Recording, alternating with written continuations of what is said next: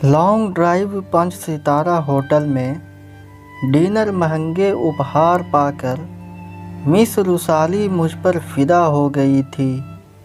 जब भी मैं उसकी बड़ी बड़ी झील सी आँखों में अपने प्रति उमड़ रहे प्यार को देखता, तब मेरा दिल ज़ोर ज़ोर से धड़कने लगता था। अब तो सिर्फ इसी बात की इच्छा होती कि ना जाने ऐसा वक्त कब आएगा जब मिस रुसाली की प्यार भरी नज़रें मुझ पर मेहरबान होगी और उस प्यार भरी बारिश में मेरा मन भीग जाएगा। बस इसी कल्पना की चाह में मैं फिर से जी उठा था। ऐसा लगता था मानो मैं उस मंजिल को पा गया हूँ जहाँ धरती और आसमान एक हो जाते हैं। पर प्रिया मेरे अंदर आए इस बदलाव से कैसे अछूती रह पाती।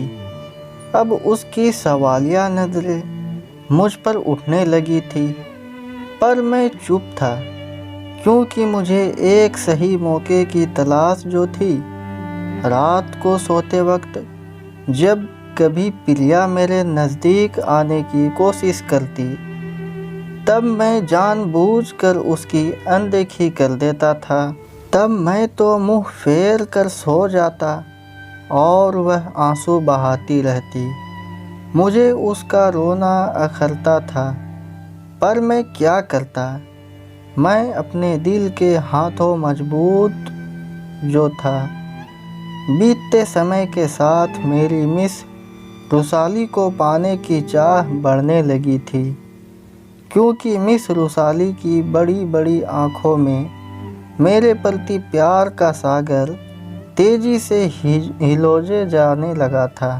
अब मुझे लगने लगा था कि शायद सही वक्त आ गया है जब मुझे प्रिया से तलाक लेकर मिस रुसाली को अपना बनाना होगा।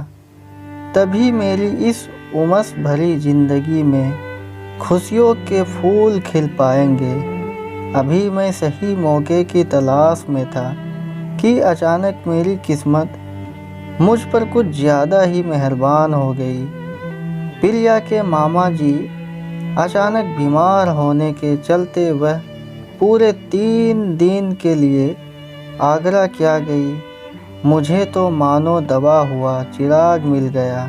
सुनो, मैं आगरा जा रही हूँ, तुम्हारा खाना कैसरोल में रखा है। प्रिया अपना सामान पैक करते हुए फ़ोन पर मुझसे कह रही थी, तुम जल्दी से निकलो, मेरे खाने की चिंता मत करो, वरना तुम्हारी शाम वाली बस छूट जाएगी। मैं खुशी के मारे हड़बड़ा रहा था। हाँ जी, वह तो ठीक है।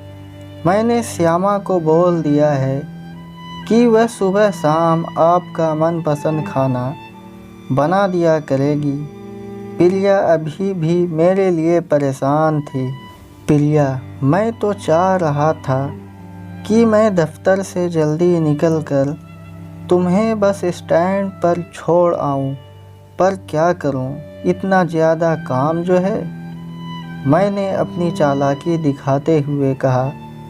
अपना पसीना पोंछते हुए बोली, तो मैं समझ गया कि अब तक मैं जो कुछ भी रुसाली के लिए महसूस कर रहा था वह सिर्फ एक छलावा था।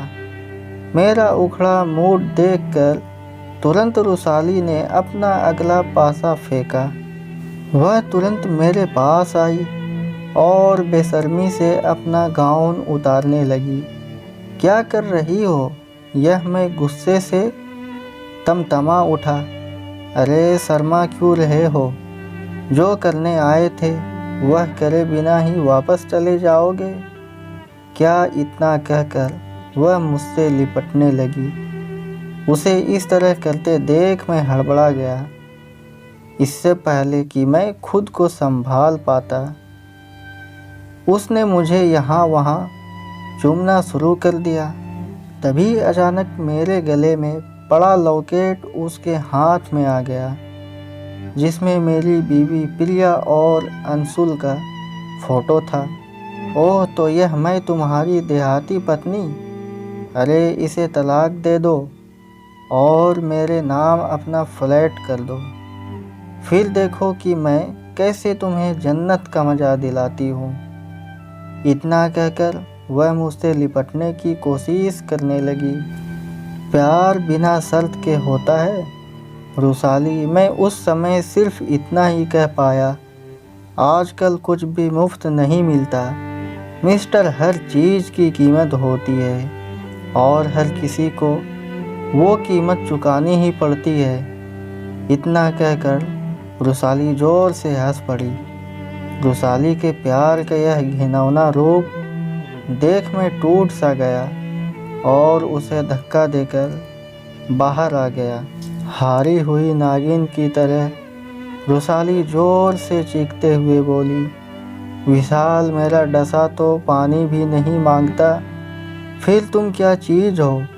पर मैं तब तक अपनी कार में बैठ चुका था और मेरे इश्क वाले लव का भूत उतर चुका था। दोस्तों, आपको यह कहानी कैसी लगी हमें कमेंट करके बताएं, और कहानी अच्छी लगी हो तो वीडियो को लाइक करें और चैनल को सब्सक्राइब ज़रूर करें, क्योंकि इस तरह का वीडियो लाता रहता हूँ।